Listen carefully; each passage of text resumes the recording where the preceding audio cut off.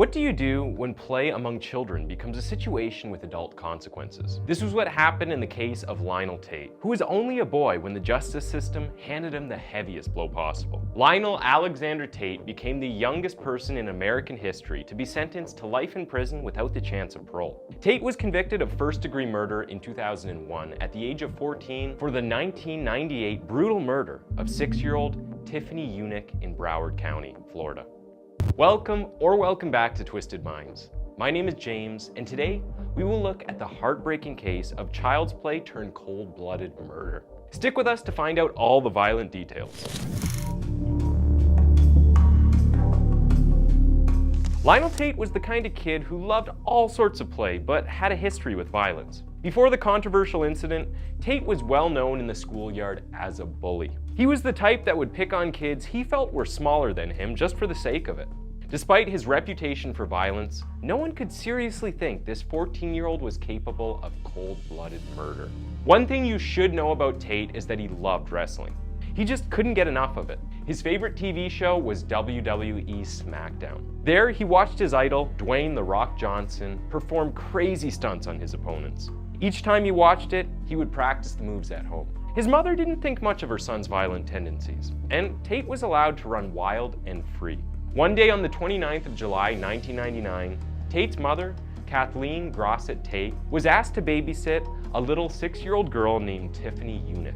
It was a hot afternoon, and soon enough, Kathleen felt very sleepy. She went upstairs to take a nap and left the two children alone. While she was sleeping, 12-year-old Lionel Tate got bored and started to play with Tiffany.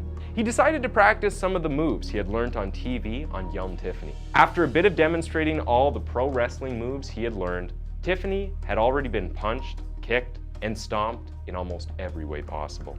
After a while, Tate soon realized something was terribly wrong. Young Tiffany was no longer breathing. Tate ran upstairs to tell his mother what had happened, and by the time they got downstairs, Tiffany Eunick was already dead.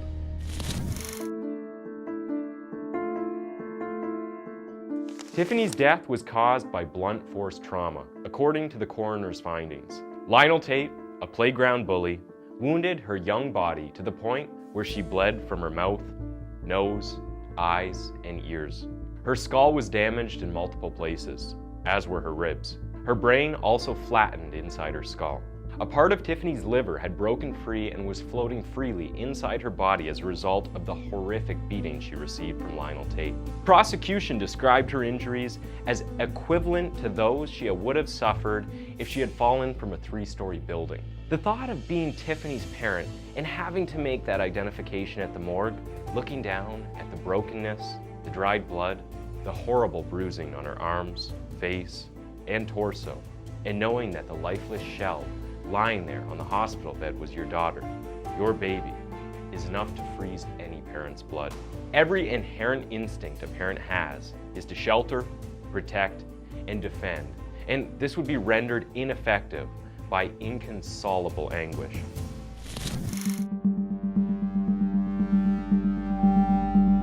Lionel's mother, Florida State Trooper Kathleen Grossett Tate, claimed that her son was simply playing with Tiffany and that her death was a tragic accident. Miss Grossett Tate stated on January 2, 2001 that she couldn't believe it when the Broward County Circuit Court jury in her son's murder trial delivered a guilty verdict after 3 hours of deliberation. She felt positive he'd be acquitted.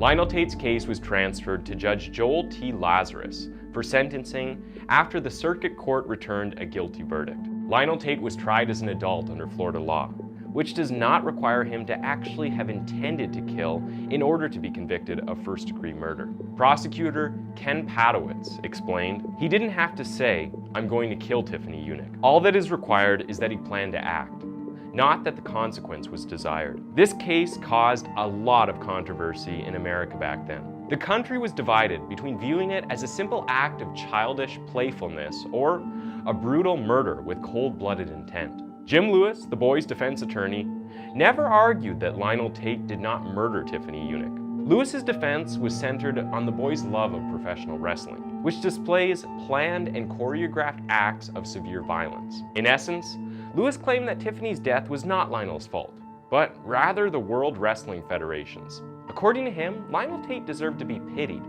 not punished.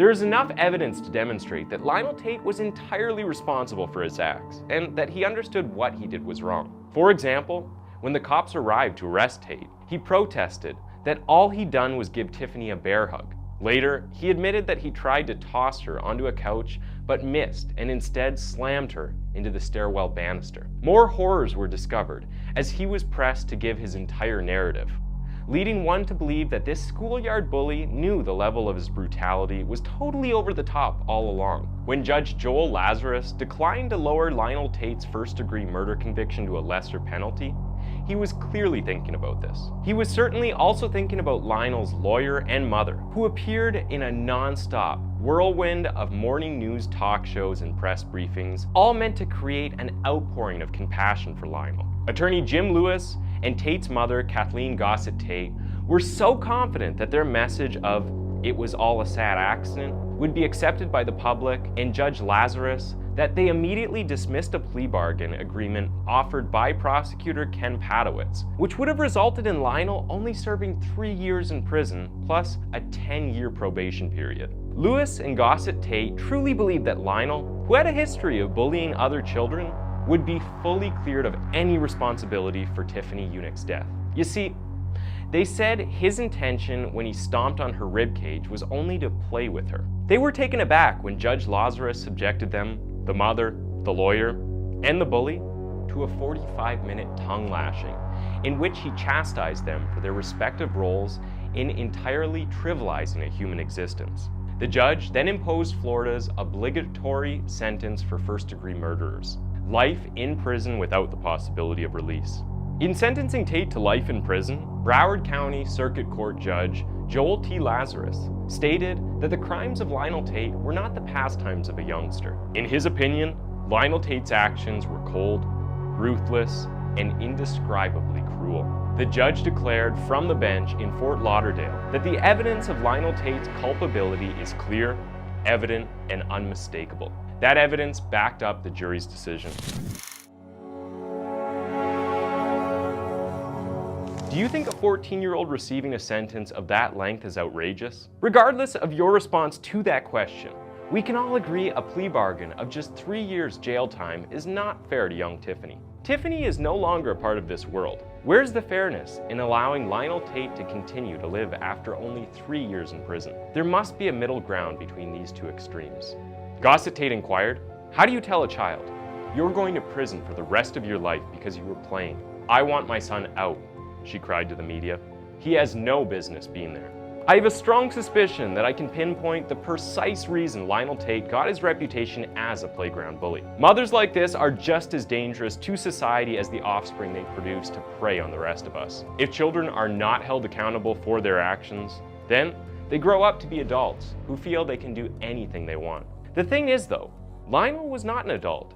He was a child. So the debate on his sentencing does stand. Kathleen Gossett Tate seemed to be oblivious to the reality that Tiffany Eunick's parents certainly wish she weren't in her grave. There doesn't appear to be anything in Gossett Tate's code of morals that would prevent the powerful from harming the weak.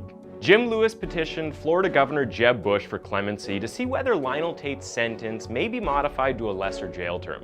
During that time, Governor Bush ordered that Lionel be placed in a juvenile detention facility. Some may even consider this protective custody in order to keep him away from his own mother, the person who has both loved and failed him the most.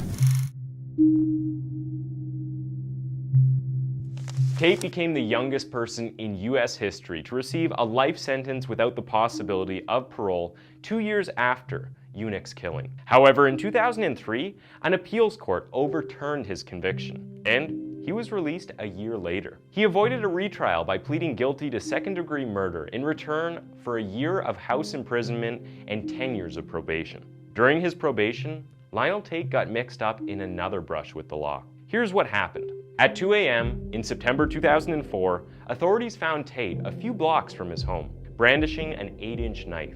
Tate was arrested for what they termed as a pizza robbery 9 months later. And given his history of troubles, this one could have landed him in prison for the rest of his life. According to Tate's arrest report, the following occurred.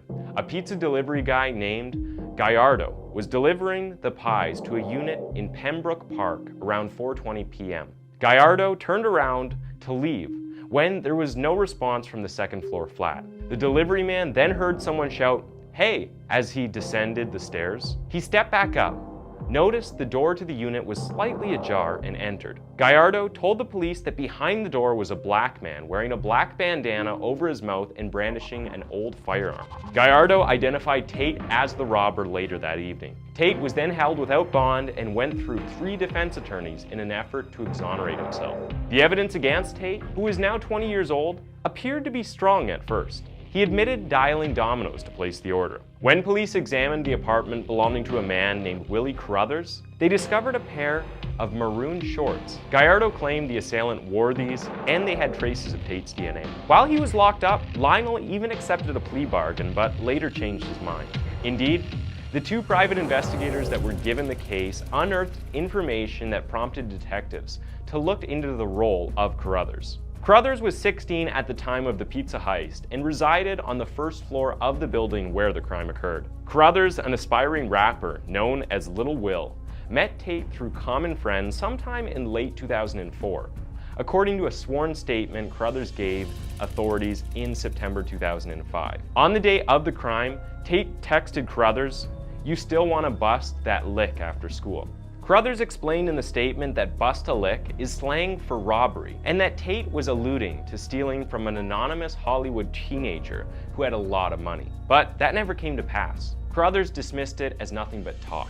Carruthers reported he was standing on the sidewalk outside the apartment complex when Gallardo pulled up. Carruthers informed the attorneys that Lionel was on top of the staircase. He also claimed that he was the one that ordered the pizza. Carruthers said he heard Gallardo scream and saw Lionel point a gun at the man a few seconds later. That contradicts Gallardo's story. The pizza delivery man stated he had not seen anyone before knocking on the unit's door. Carruthers, whose fingerprints were discovered on the pizza boxes, also failed to disclose the black bandana, which should have been visible.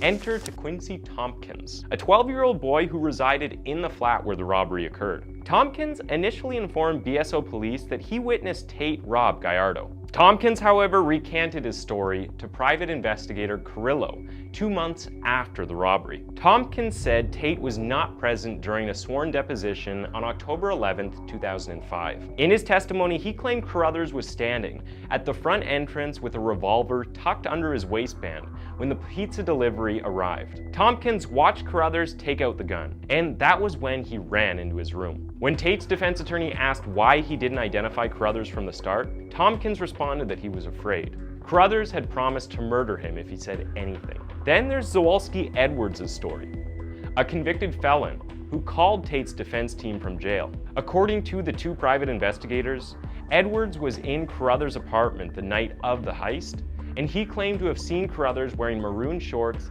and then putting them on top of the cabinet, where the officers found them.